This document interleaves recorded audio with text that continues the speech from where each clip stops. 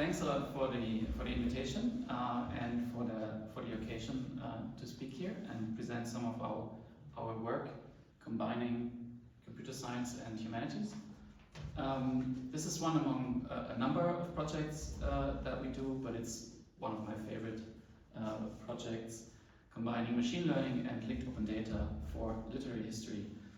And I will start by trying to give a little bit of context, also concerning the Trier Center for Digital Humanities, and then dive into some of the things we simply did and what you can do now with the data that we collected.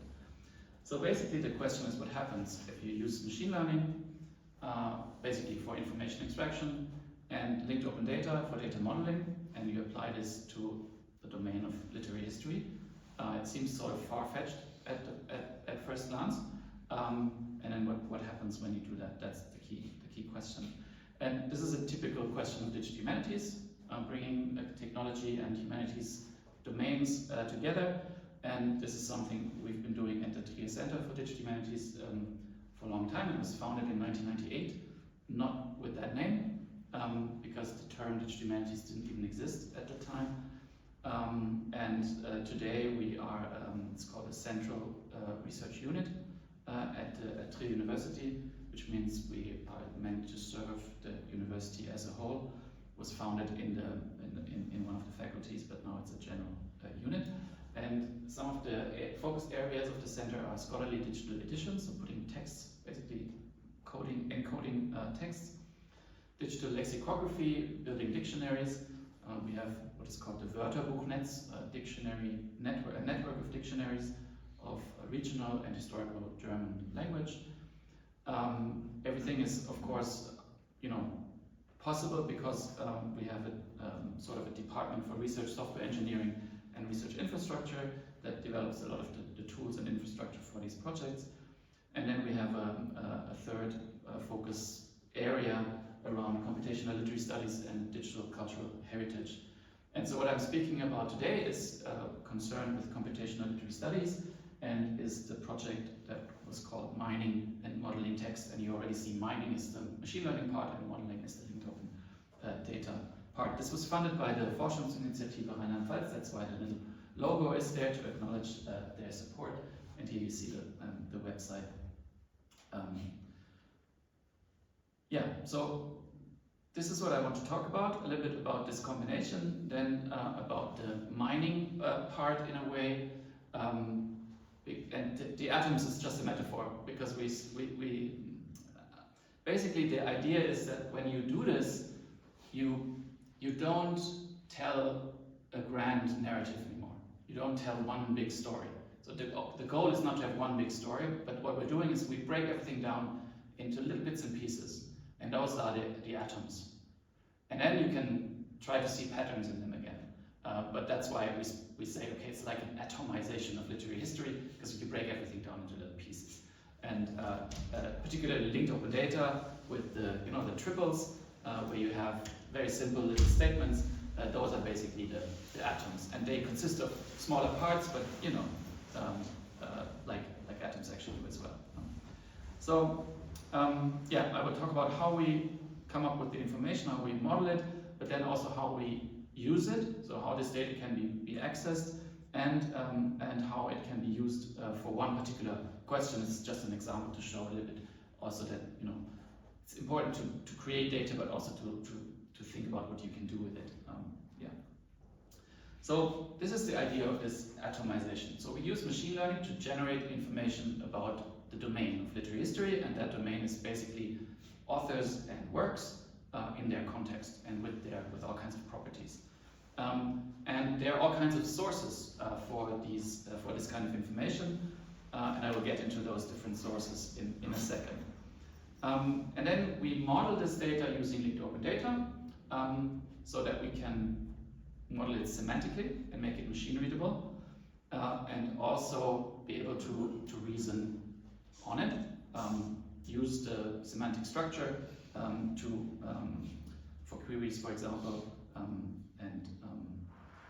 and basically what we're saying is that we can describe one the part of literary history, in this case it's the history of the French novel of the Enlightenment, so 1750 to 1800. This is our sort of test case. And then we can look at this collection of atoms using Sparkle queries to see whether there are any patterns or similarities or any questions we can ask. So we want to move from a situation where, traditional literary history is basically concerned with a relatively small number of famous works. Those are then said to be representative of their period, and you talk about them a lot, and you sort of forget about all the rest, everything else that was published and read. And because we're using digital methods, obviously they scale, and we can look at more texts, also the unknown texts, and ideally, of course, everything, but we will see that it's not everything. But the information that we extract, we try to make very transparent, where it comes from, how we produced it. So instead of saying, I've read all these books and now I tell you what's going on, and you better just believe me because I'm the authority. This is how literary history, used to work maybe 50 years ago. Not quite like that anymore, to be fair with my colleagues. But this is, of course, much more evidence-based. Every statement has a source, and we will see that, and every statement has a context that it comes from that you can still reconstruct. So, how did we gather the data, and most importantly, or first, where does it come from? What kind of sources? So this is this was the first project overview that we came up with. Basically, we have 3 different types of sources that give us 3 different types of information, and that also need different kinds of methods to access it. So the first one is metadata from reference works, so that means from bibliographies. There are books about the novel of that period, but of course a book is, you can read it, you can look at it, but you can't analyze it. So this needs to be digitized. Then there are scholarly publications about this time period. You have literary histories that told a story about this time period and some of the works in there. So from those we also want to extract information. And then we have, of course, the novels themselves. About 2,000 novels were published in that time period in France without the translations. And so we digitized some of them and part of them, and also did analysis on them. And the idea was then to merge all of this into one knowledge base. So instead of separate analysis, to bring everything together in a shared data model, so that we can use the results of one analysis, or the results of all the other analysis, as context and as metadata for one particular analysis that we maybe want to add or that we want to do. Anyways, so let's see how this looks like.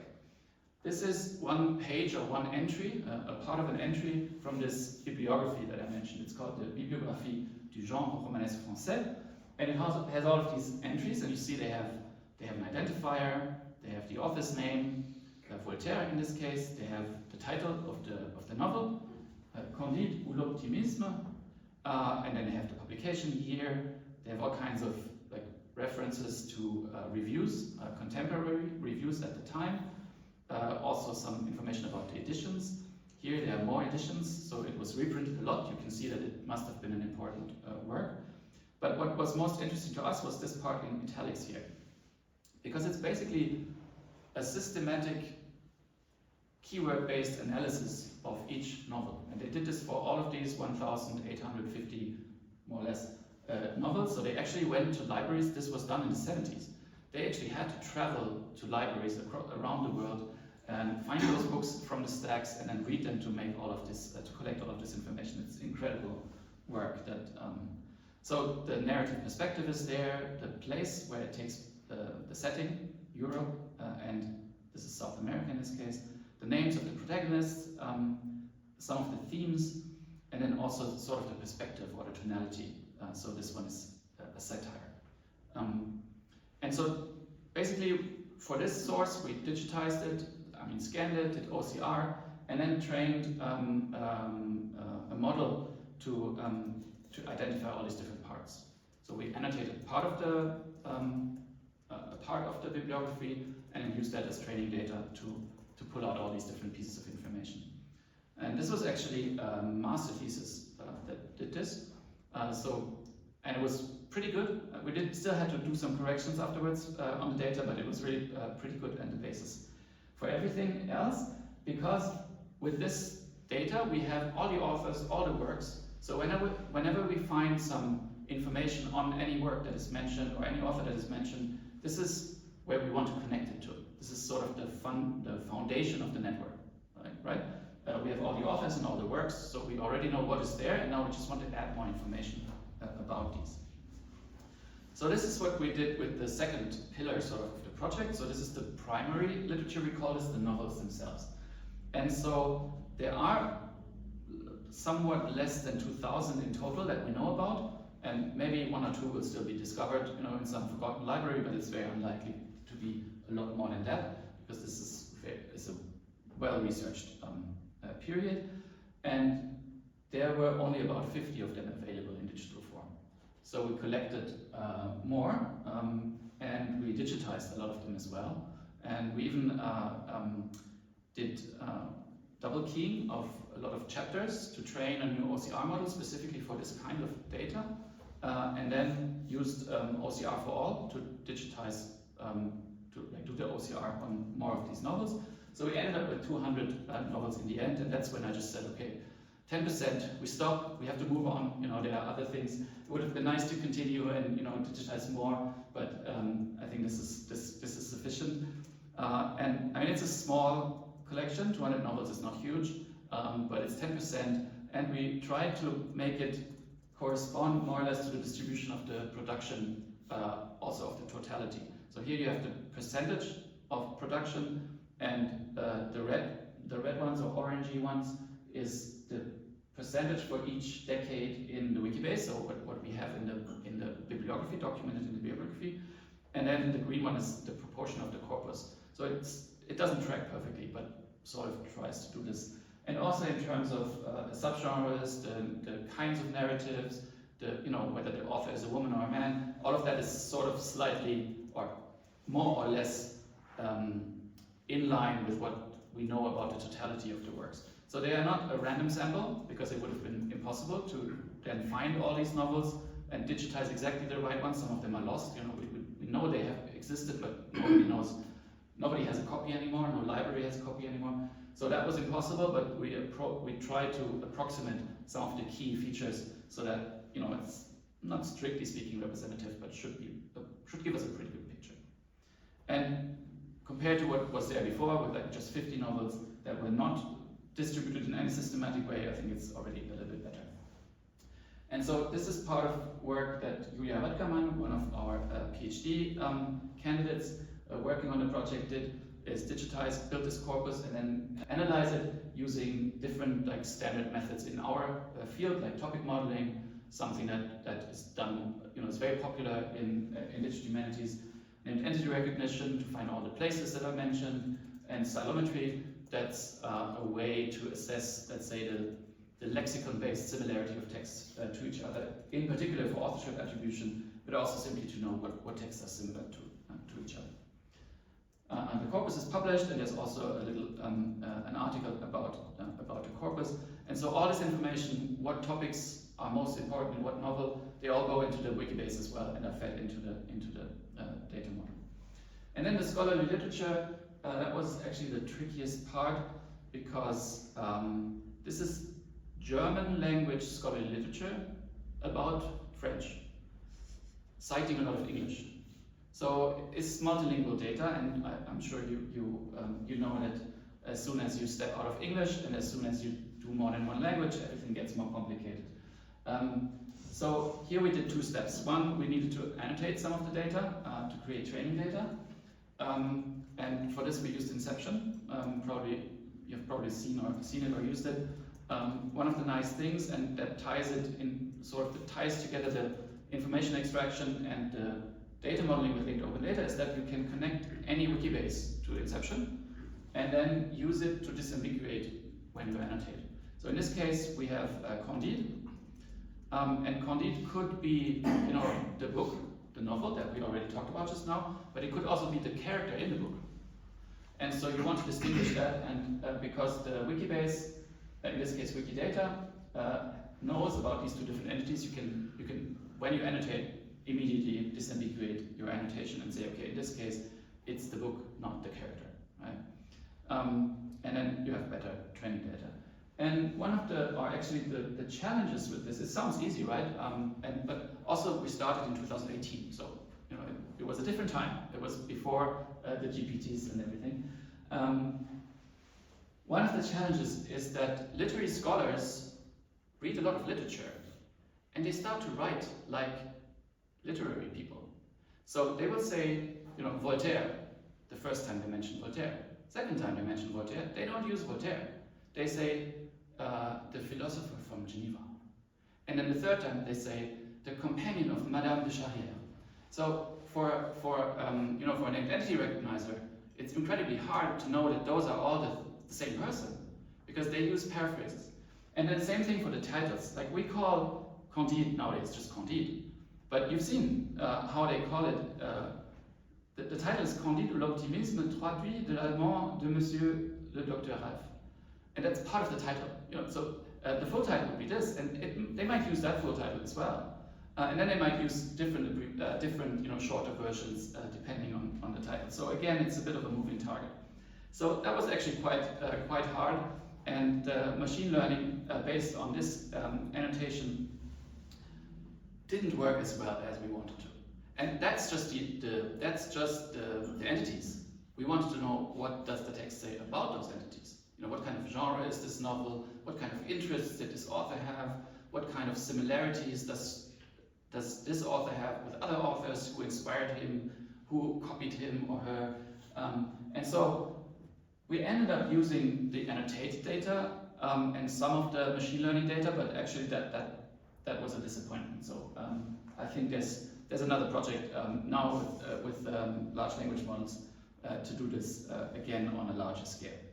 Anyways, so all of this needs to be modeled in linked open data. So we developed a modular data model or ontology for all these different aspects that we collected information on, and I'm not going to go into all of them, don't worry. But I do want to show you just one of them to make a very simple point, which is that we want to be able to express that a given literary work is about a given topic, right? Very simple, very straightforward. And if you do this in a CSV file, basically you would have, one column for the work and one column for the topic, and you would just put the topics in there, right? Very simple. If you do this in the linked open data, and you want to make your knowledge production transparent and multilingual, then everything gets a bit more complicated. And so all of this and everything that is going on around this simple, triple structure here that we have here, all of that is because of these two goals. We wanted to make the knowledge production very transparent, and we wanted to have this in a multilingual way, because we work in Digital Humanities, so English is the working language. We are in Germany, so that's another working language. We talk about French literature, so there has to be French. So it has to be at least French, 3 languages. And then, so for that, we have a thematic vocabulary. So there's a controlled vocabulary, of course, so that the data is comparable between the different annotations, and we can map topics onto thematic concepts, for example, or keywords, or what somebody said in the literature to make it comparable. And then this vocabulary is, of course, multilingual, so we have to have the different labels and stuff like that. And then whenever we say something about one particular work, we have statements that tell us where that information comes from. So where is that? Let me see. Yeah, here, stated in, for example. And there should be, yes, so the fact that this work is about this thematic concept is stated in the thematic vocabulary that has these labels, or it could also be this concept itself also can be like related to a topic or to an annotation. And sorry, this is the one that I was looking for. Here, this stated in note tells us that, so this is a reification. We say something about a triple in another triple, so it's sort of a meta triple, right? So this statement that one work is about a topic is stated in stated in a given source. So it could be the bibliography, it could be one particular topic model, and that topic model is also, available, of course, on GitHub, and you can look into it. So everything is very transparent, and if we do another topic model with a different, with a slightly improved corpus or different parameters, it would be a new topic model and a new assignment of topics that we can distinguish between the two of them. So everything remains very transparent in that way. And that's why sort of the complexity explodes. Just to make that point. And yeah, we did this for the modules. This is something that Maria Hinzmann did. She was the ontology expert on the project. Now the last piece of sort of infrastructure, because before we can look at the data, is we tried to link as much of our data to Wikidata, because that would allow us to do federated queries. So queries across more than one Wikibase, or more than one linked open data database. And that's not terribly complicated in theory. You just need to map your identifiers to Wikidata identifiers. So all the authors that we have, we know which identifier they have on Wikidata. Same for the works, same for the thematic concepts, same for the spatial concepts, so the cities, for example. In practice, the federated query setting that up was a little bit more complicated than it should have been, and also when you think of linked open data, you already, I mean, the semantic web is supposed to be a network of resources, right? But actually, doing this in practice is much harder than it should be. And even between two Wikibase instances, like Wikidata and our Wikibase instance, it was more difficult than we expected. Also, for example, it's a social thing. You have to, if you want to enable federation between, in two directions, in both directions, you need to have like something like a memo text identifier in Wikidata, which means you need to convince someone that this is a good idea and that they let you have it. So it took a bit of explaining and a bit of convincing before we were able to have that. But the advantages are huge. First of all, a lot of our information is now also in Wikidata, which means that people can find it. It may not get lost as easily as if we just had a little Wikibase, and if someone stumbles across the table of the server, then the Wikibase is offline. So it's much better to have it in Wikibase, and people can find it there. And also, we can avoid a lot of redundancy, because all the information about our authors, for example, that is already in Wikidata, we don't need to keep it, we don't need to update it, we don't need to fix it. Or all the information about cities, their geolocation, their historic names, all of that is already in Wikidata. Or like the name of the country that the city was in at a given time, how it was called at the time, it's all in Wikidata, we don't need to worry about that. So it's a big advantage to have that. Now let's see what we can do with this. First of all, this is how the data looks like if you just serialize it in RDF. I'm sure you have seen this kind of data. It's not very human readable, although technically, of course, you can read it. You have an entity, some identifier, and all of these are statements about this identifier. For example, it has a given title, and you see, again, the title is so long that doesn't even fit into the line, and of course nobody uses the full title more than once, and then all kinds of information. So you obviously need some sort of interface to handle this. Luckily, any Wikibase instance comes with two interfaces. One is the Wikipedia view of the data that looks like this, and the other one is the Sparkle endpoint that you can query the data. So I don't want to go into it for too long, but I want to show you, just to make a point, one author entry. So this is one of our authors, and you see these are the statements that we have, and they're not a lot, because this is an author that is also on Wikibase and on Wikidata, and so anything we want to know about this author, we just ask Wikidata. We don't duplicate it. We just say, the works that we have in our Wikibase, so that's useful to be able to see it right away. But if you look at a work entry, there's a lot more information. A lot of information, metadata from the bibliography. There's information about the topics, and here you see that they have sources, like this. The fact that this novel is about libertinage is mentioned in the bibliography, for example. But it's also stated in some of the secondary literature, like the literary histories.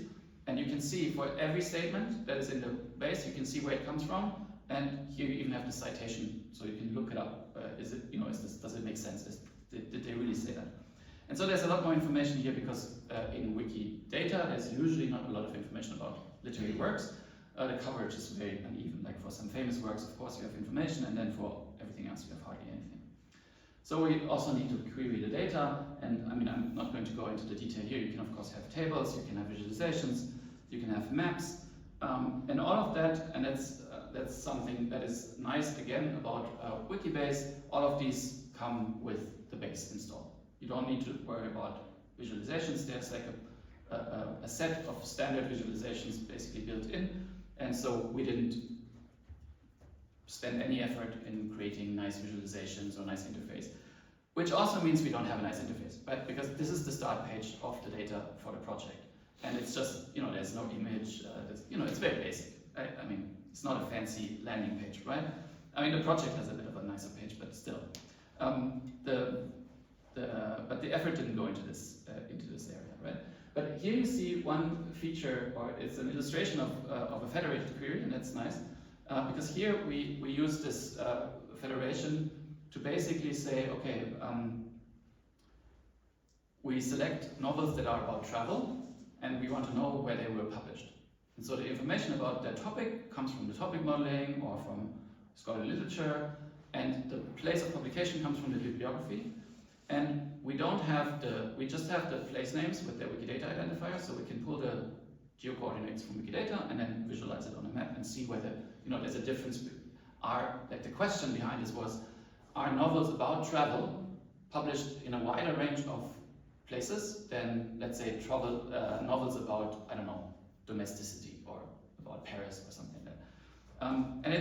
And there's no clear-cut answer, but a little bit maybe there's a slight difference. Anyways, this is just an example of how we can avoid duplication of information.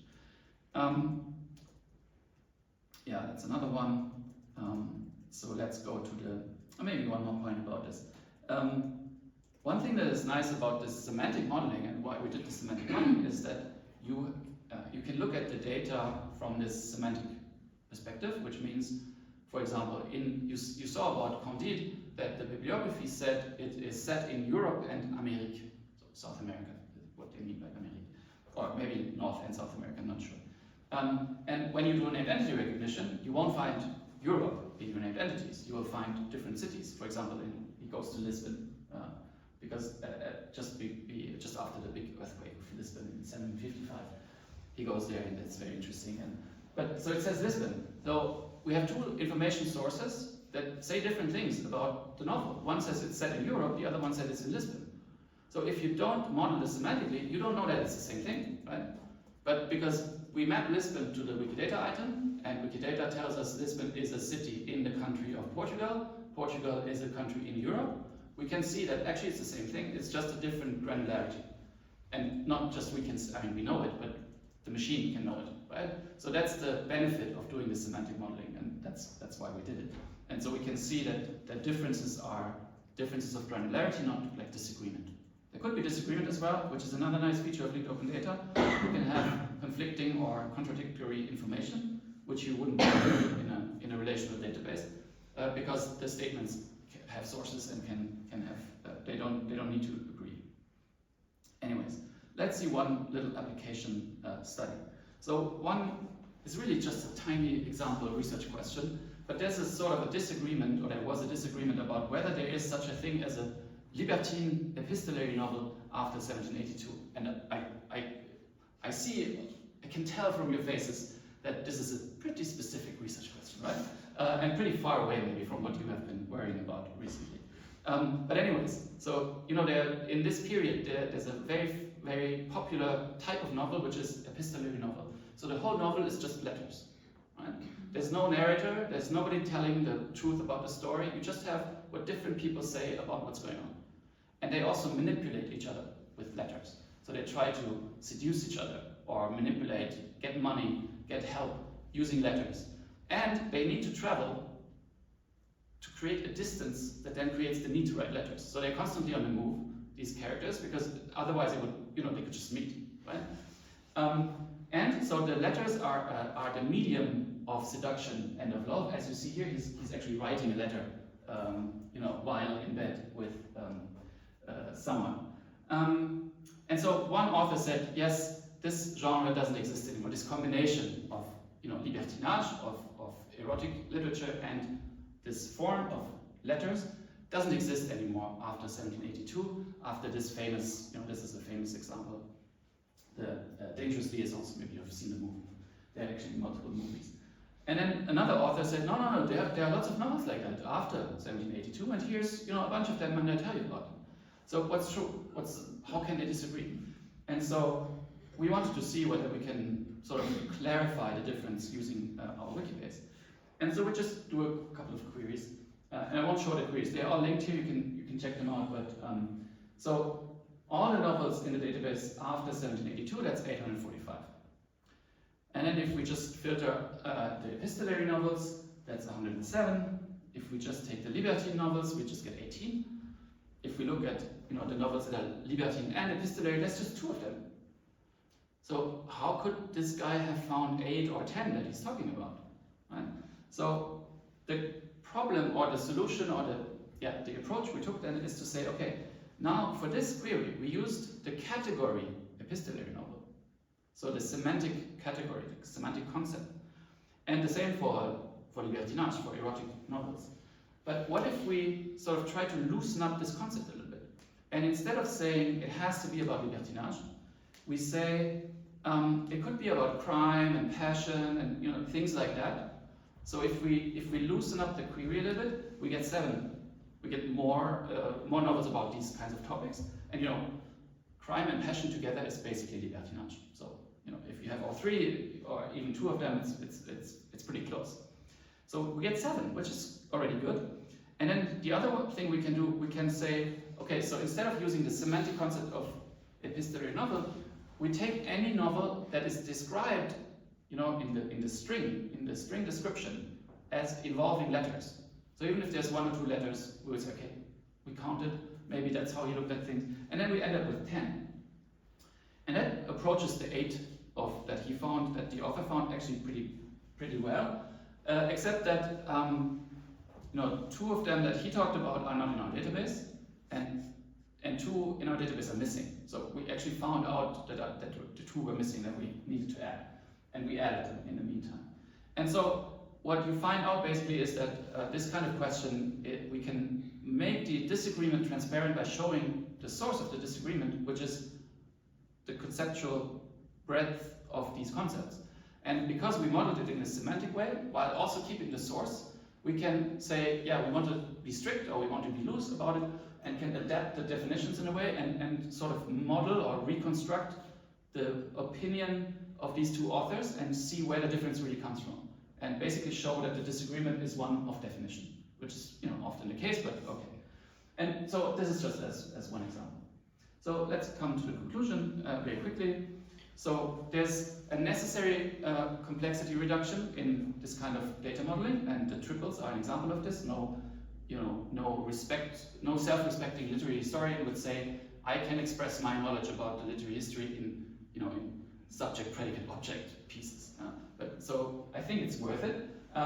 One of the challenges is also that nobody can agree about what are important statements. What is important, in literary history?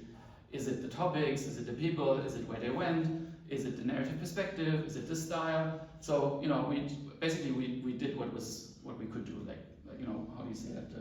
We took the easy things first. Then the federation, I already said this. It's very central to the vision of linked open data, but it's actually harder than it should have been. And the topic of sustainability is a challenge as well. Our Wikibase is online, but how long and what do we do with the data? So obviously we imported some of it into Wikidata, where I hope it will stay, and the RDF is of course on Zenodo, for example, and should remain there. I also hoped to show some of the opportunities. We can link data from very heterogeneous sources, the bibliography, the novels, the scholarly literature, and bring it all together and bridge differences of granularity through semantic modeling. We can have these contradictory statements, or we can nuance concepts through queries. And that's an important aspect of the project, of how we look at it. We don't collect facts, we collect statements. Things people said, or things that are the result of some analysis, they're just an assertion, a statement. We don't say whether it's true or not. Everything's transparent, multilingual, and linked, yes. And the final thing that we can also discuss, maybe I just skip this, we can discuss this. How does linked open data and large language models, how do they go together? And I think they are complementary and useful to each other, but you may disagree, and it's actually not easy to sell linked open data at the moment because, of course, everybody talks about large language models, and I think they're both fascinating and interesting, and we should try to combine them to make the best of them.